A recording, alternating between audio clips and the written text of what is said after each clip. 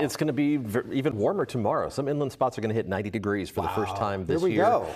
Doesn't last too long. Okay, but we'll take it. Yeah, down the other side of the roller coaster by early next week. So let's get into the details. We'll start with tomorrow's temperature projection, and we'll look at the whole statewide perspective here. We've got the wind arrows turned on for good measure as well. Let's check out tomorrow's temperatures, and there's the colors tell you the whole story. All of this orange and red indicates above normal temperatures. Again, some inland spots, and you see the darker shades of red in the Central Valley getting up to around or above 90 degrees.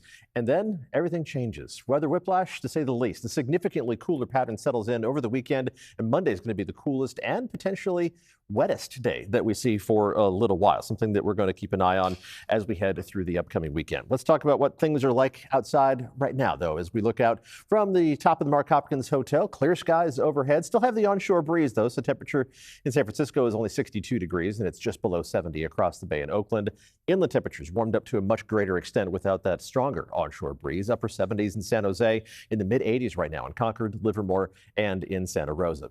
Not seeing a whole lot of fog except right along the coast, and some of it peeking through the Golden Gate as well. As we head through the rest of tonight, we are going to see the fog, well, doing its best to try to spread out, but not tracking a lot of it here. In fact, a pretty blank Futurecast fog simulation as we head through tonight into early tomorrow morning. I think there will be some of it right at the coast. You can see it just kind of barely showing up by sunrise tomorrow.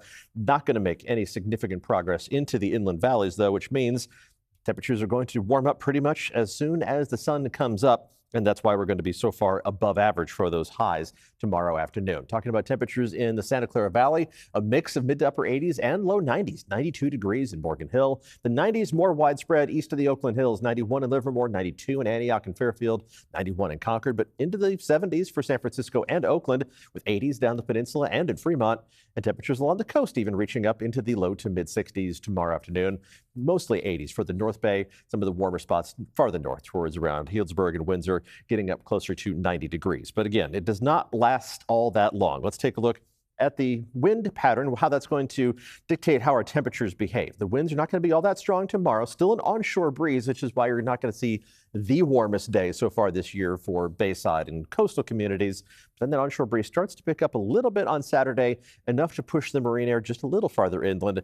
It'll still be a warm day to start the weekend, but as that onshore breeze persists and gets a little bit stronger, we're also going to reduce the weight of the atmosphere on top of us, and that's going to knock temperatures down significantly from Saturday to Sunday. A 15-plus degree drop over the course of 24 hours for inland communities, using Livermore as the example of that, and then another drop on Monday, barely cracking 60 degrees. That's a full 30-degree drop in the course of 72 hours before we gradually return to near normal temperatures.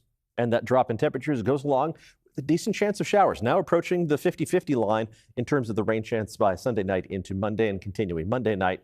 It's not going to amount to a lot, but at this time of year, we don't expect anything. So any kind of amount of rain is definitely worth mentioning. Excuse me.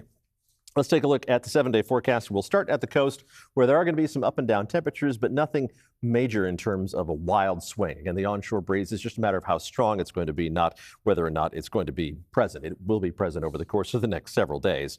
Bayside temperatures will be at their warmest tomorrow, and then you drop off as well, only low 60s for highs on Monday before we bounce back up closer to normal temperatures by the middle of next week. And those inland temperatures have the most variation over the next 7 days. Hottest tomorrow, cracking 90 degrees in a lot of locations and still well into the 80s on Saturday. And then it'll feel more like early April by Sunday, Monday, and Tuesday before we warm back up again. The roller coaster ride continues through most of next week.